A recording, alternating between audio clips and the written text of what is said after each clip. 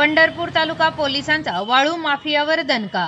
पंढरपूर तालुका पोलिसांनी केली मोठी कारवाई. पंढरपूर तालुका पोलिसांनी अवैध वाळूवर केली कारवाई.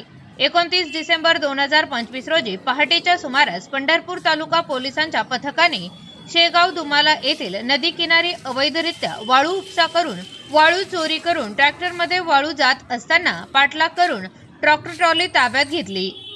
सदर ट्रॅक्टरचा क्रमांक MH13 HM 3335 असा आहे.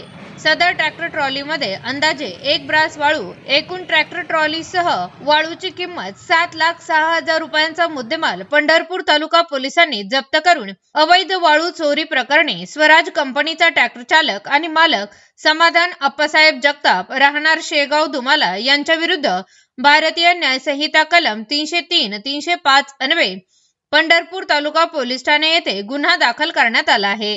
सदरची कारवाई माननीय पोलीस अधीक्षक श्री अतुल कुलकर्णी, माननीय अप्पर पोलीस अधीक्षक श्री प्रीतम कुमार यावलकर, माननीय उपविभागीय पोलीस अधिकारी श्री प्रशांत डगळे यांच्या मार्गदर्शनाखाली पंढरपूर तालुका पोलीस स्टेशनचे वरिष्ठ पोलीस निरीक्षक Shri TY Mujawar, API Shahaji Gosavi, police उपनिरीक्षक विक्रम वडणे, पोलीस उपनिरीक्षक Dattatray Tondale, ASI Abasaheb Shendge, Sudhakar Hembade, police constable Sanjay Guta, चालक पोलीस कॉन्स्टेबल हसन नदाफ यांच्या पथकाने सदरची कारवाई केली आहे.